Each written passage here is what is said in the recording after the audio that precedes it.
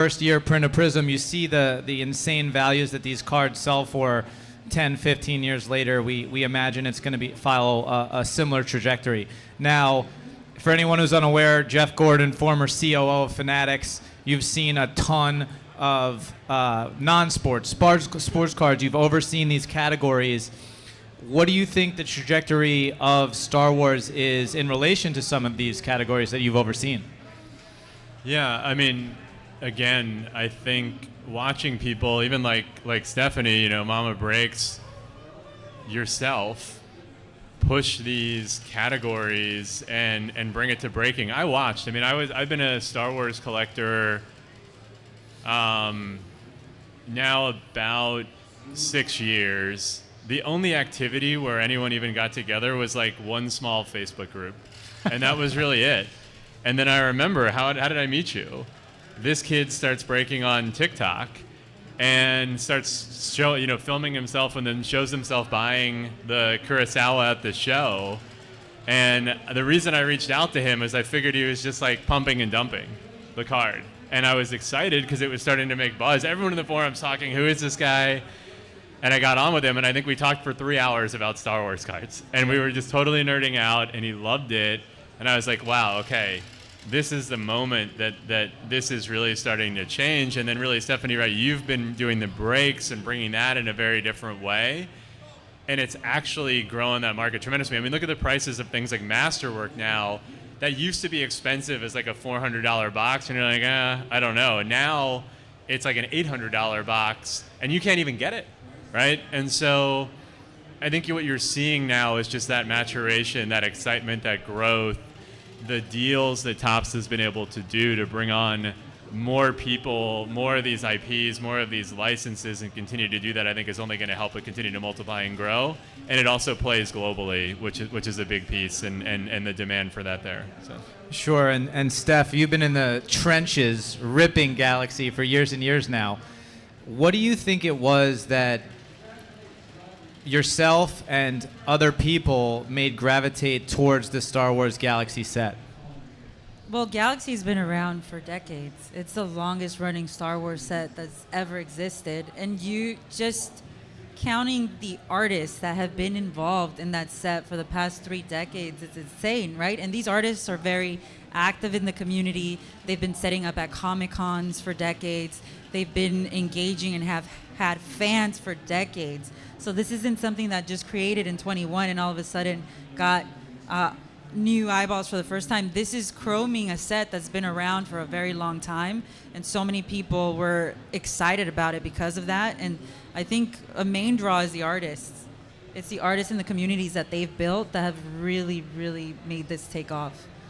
Yeah, and I think we touched on this earlier, and we've talked about it in the past. Eye appeal with cards, I think, is a very overlooked part of any industry, whether it's sports cards, whether it's Marvel, whether it's Star Wars. When you talk about kabooms, when you talk about downtowns, when you talk about Star Wars Galaxy, what attracted me to it in the beginning was I wanted to sleeve and top load the base cards.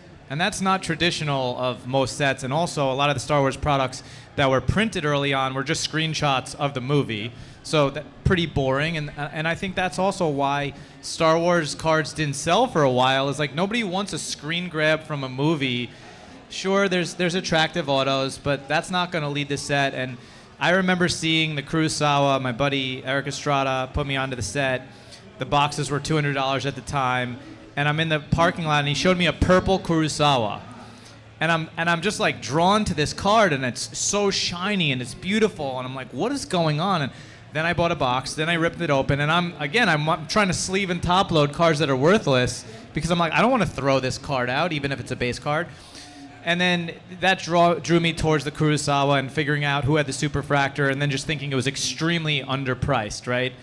So I think that you're seeing, listen, Marvel, PMGs, they've had these cards around that for a while that have sold for pretty high numbers, but even this most recent set with the claw, what is the claw? The clawed insert, yep. That's art, right? Like that is such a cool concept, and I think that is leading this set to drive up the price. And again, I think that what Topps and Fanatics, and I'm curious what you think about this, is they need to create these sets that are low print, right? and there's not a lot to rip, and there's the chasers that are really signified. Do you think that's how this hobby grows? What do you think we need to do? I mean, look, that's always a loaded question strategically. If you're too low print, you can't grow the market. You don't want prices necessarily just going through the roof. I think some of that's indicative of, again, now a growing demand for that, and I think you want to try to balance that supply and demand. I think you also need to have an array of products that are good-looking products that do appeal, but that can be at varying price points. And so when you look at a Chrome and having a blaster box, I think, right, you could take out clods or make them really hard, but still something that you can enjoy. And I think that comes back to your point, which is you've just got to make attractive products and really put that in.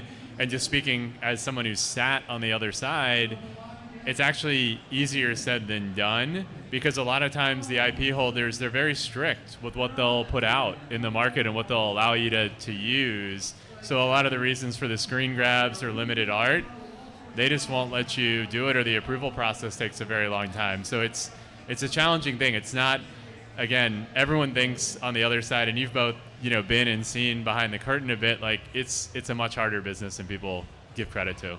Those pesky folks at Disney. So previous to this sale, most expensive card that ever sold was a 1977 PSA 10 Luke Skywalker, $78,000. Steph, do you think that this sale is now going to propel the market into an area of more respect, higher sales, not just of Galaxy, but this can potentially increase the price of the whole 1977 set too? Where do you see the market going in the next 6 to 12 months of Star Wars? I mean, absolutely. I think a big point that Jeff brought up is the rising prices of these boxes, right? And that presents me a problem as a breaker. Is like, how do I continue to justify that Masterwork is $800 and I'm selling the cases at what they are, where the ceiling for the best possible Star Wars card there is under $100 grand. It's kind of hard. It's kind of hard to justify that and navigate that market, not only as a business owner but as a collector. So I think it does establish some of that, kind of justifying what's already going on in the market and proving that this is organically growing, and hopefully gets everyone excited about it. So. Yeah, for sure. And I think that with this $100,000 sale, I'm curious, Jeff, as to what you think about retailers, manufacturers, investors. How does this influence all of them when they see this $100,000 Star Wars? Because listen, people back when I bought this card were like, "You're an idiot.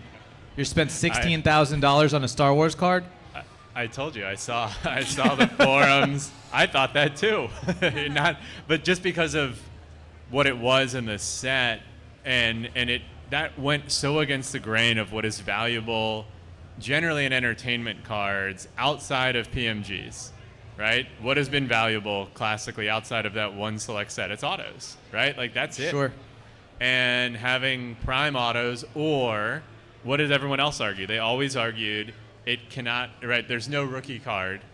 There's no first edition. That doesn't count in collecting. But then you'd have sales like the Lukes and others, and you're like, it does though, right? And it should, and it's very logical. And why is it logical? Because at the end of the day, when people come into something, you want a common language of like, what's good? What should I collect? The easiest thing to understand is what's the first edition? What's the first run? And what I loved from that conversation, the first time that we had it and seeing it, was the love of that and the beauty of that set. And so to come back and answer your question, what do I think it does? I do think it's going to wake people up that potential is there, that this is a category that, is undervalued, is underappreciated. I actually think a much more stable market if you're really logical about it, right?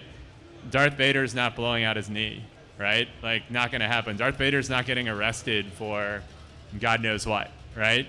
And so there's a lot more stability. That fandom, as long as they continue to, really invest behind that IP, and now it's Disney. Like, they are. Go to the parks, go to everything. Look at the shows, look at Disney Plus, new content. So personally, I'm extremely long the category.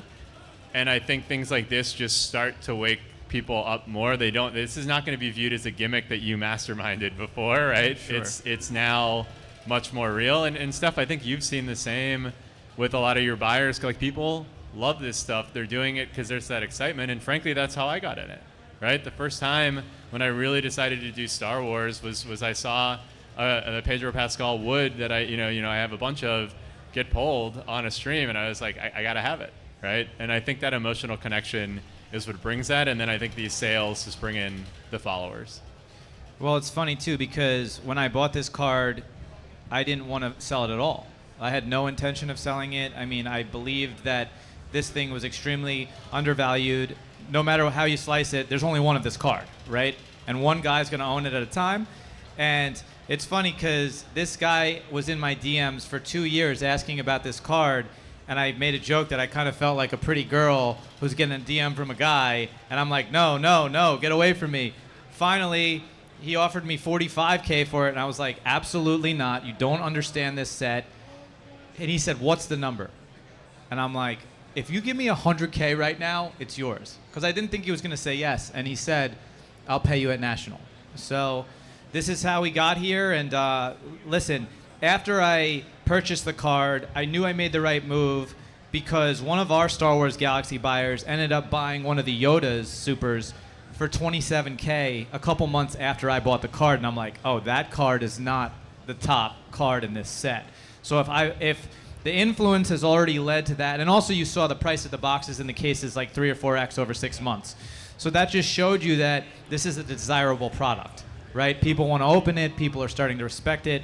And unfortunately, I think that, again, I'm not in love with the borders. That doesn't mean I don't like your pretty super. But they've went from black borders to then silver borders, and now they've gone away from borders. We'll see what 2025 Galaxy looks like. But I'm excited to see the excitement around 25 Galaxy. I think that's going to be super cool.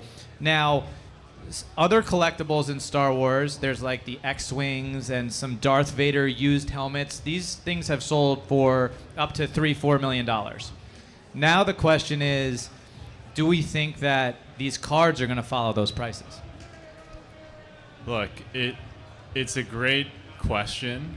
I do think if you could get more true screen use props that you could get pieces of and put those in the cards, I think that helps to give you something besides, a chase product, superfractor, that type of thing, or an autograph.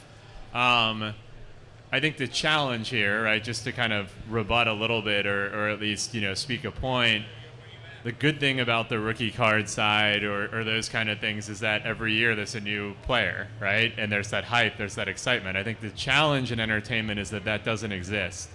So you've got to lean on art, other creativity, and I do think that can be a limiting factor in some of these things having a ceiling to them potentially as you think about that. I do think it would help if you could go take pieces of a screen use Vader helmet or Stormtrooper armor or whatever. I know you'll see some of that, but they're never the screen used. And the Star Wars, at least historically on the old stuff, the Lucas is extremely protective of that, and I think that's actually a good thing in some ways. It seems like, from what I've seen, there's more willingness on the newer stuff to potentially open that up, and maybe that can cross some of that bridge. But I also do think if the fandom can continue to grow and build into that, there's still a chance. But I think it's a complicated thing.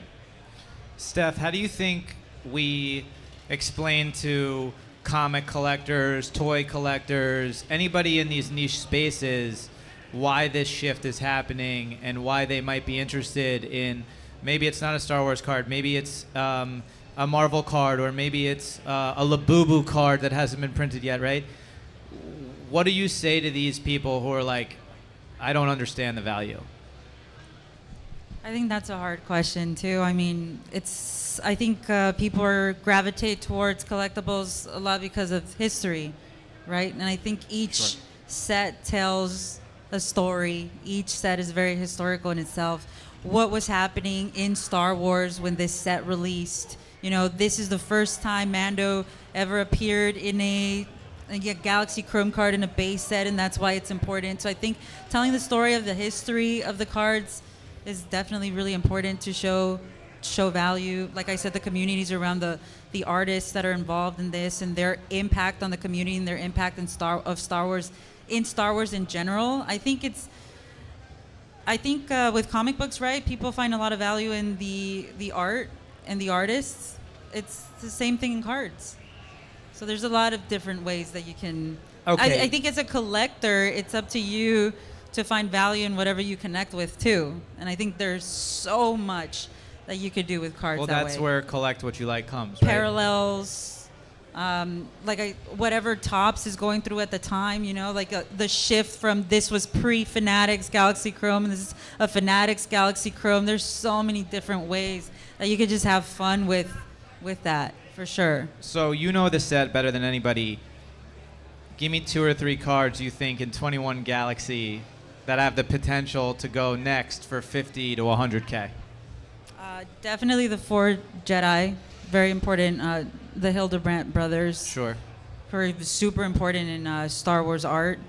So that's theirs. And then for me personally, I think Jerry Vanderstelt's going to go down as one of the good artists for Galaxy Chrome, especially because they decided to use a ton of his art for that first set. Sure. And it's some of the best cards in that set. The Padmes and the most of the Padmes and the Vaders in that set are his. So I would say more than 3 cards. It's all of Jerry's and all of the Hildebrandt brothers cards for sure. Jeff, what about you? Do you think, are there any 21 Galaxy cards that really stand out where you're like, that one's definitely going to go next for 50K plus?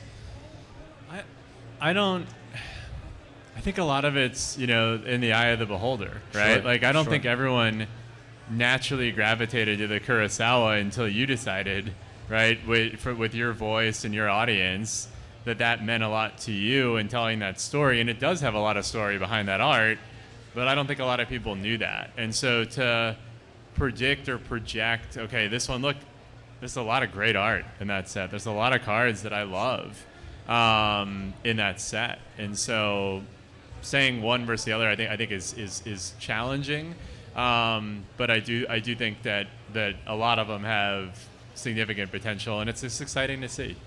Yeah, and I think it's a lot of key characters, right? Like Vader, Yoda, those cards. Like, the Hildebrandt brothers specifically have a lot of huge characters in masterpieces, in Marvel masterpieces that have done big numbers.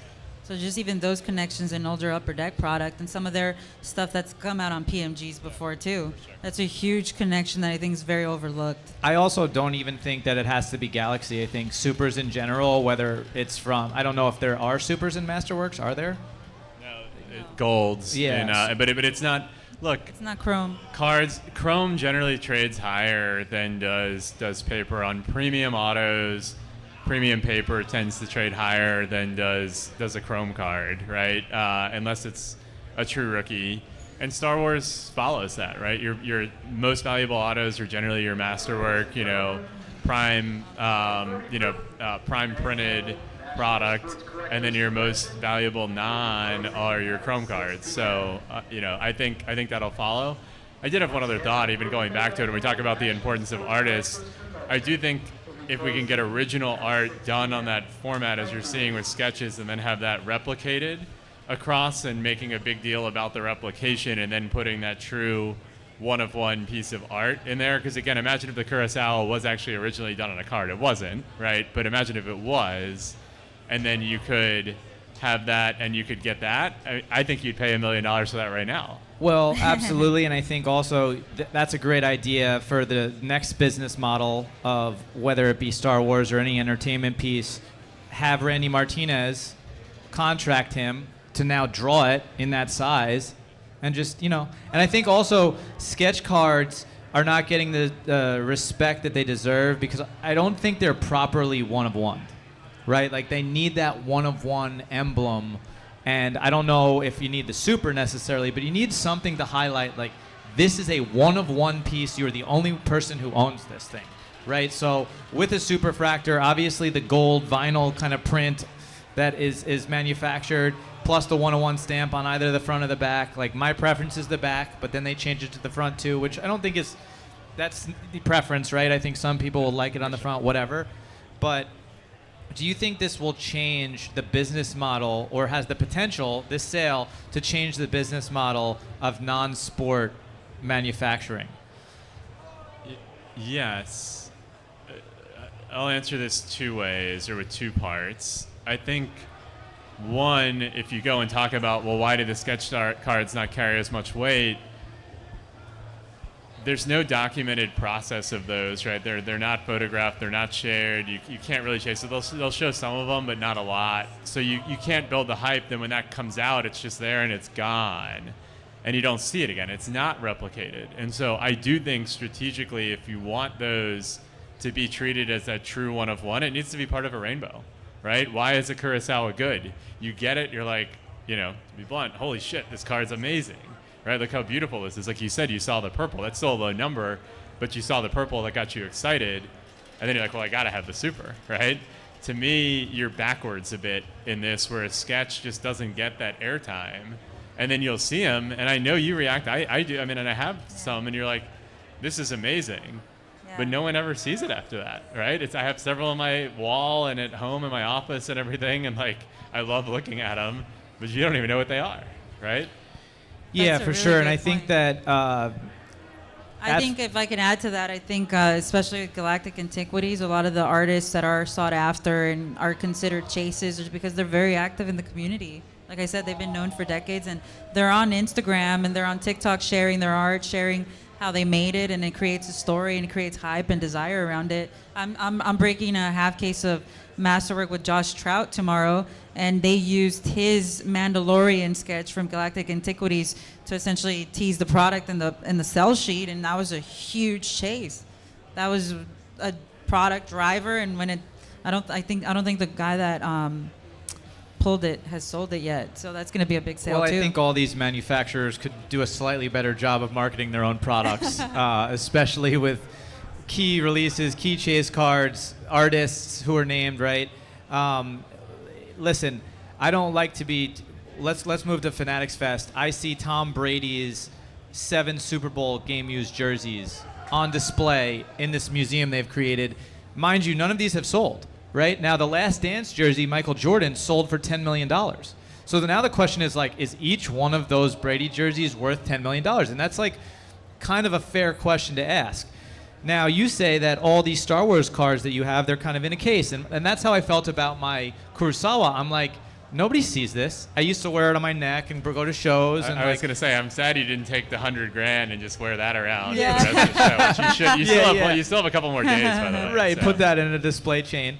So No, we gotta get you like a Wookiee thing. Just have the stacks like Yeah, that. just stacks. Yeah, I like- Chewbacca. that's a good idea, Yeah, right? That's Wear a some great fur. idea. But maybe there's a process, and maybe this isn't even just for entertainment or Star Wars cards, but it would be great to be able to use a service, a company that puts your cards on display at shows, right? So you're kind of like licensing out the card, loaning out the card to put it on display, and maybe it's for sale, maybe it's not. Maybe it's just highlighting, hey, all the supers you have in your set, all the supers you have in your set, all the supers I have in my set, we send them to Golden or whoever, and they're on display at the National in a cool display so awesome. people can see them, right? And you do that a couple times a year.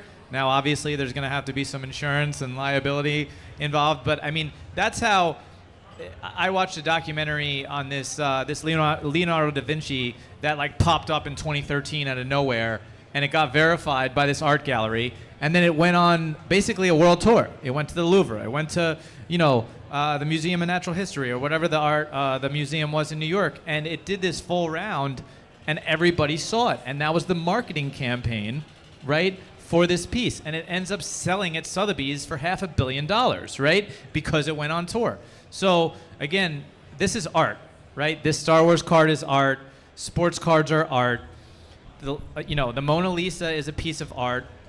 Comic books are art. All these things are variations of art, and the more rare it is, the higher the value, and it's supply and demand. There's one of this thing, right, and that's going to drive the price up. So I don't know what exactly that process looks like, but we have to figure out how to put these things on display better. Well, I've long, and I pushed when I was on the other side, I just said, I think these shows in some ways are a little bit backwards. What is this about? Look at it. It's all businesses and then you have collectors in here buying. And what's actually interesting? Why do you collect? What's fun to do, right? Like Steph, Daps, like we'll nerd out, like talking to each other. Well, like, what are you collecting? What do you think? Like, we do this stuff all the time.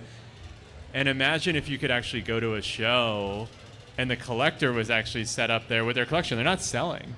They're there and they're talking about, here's what I have, here's why I have it.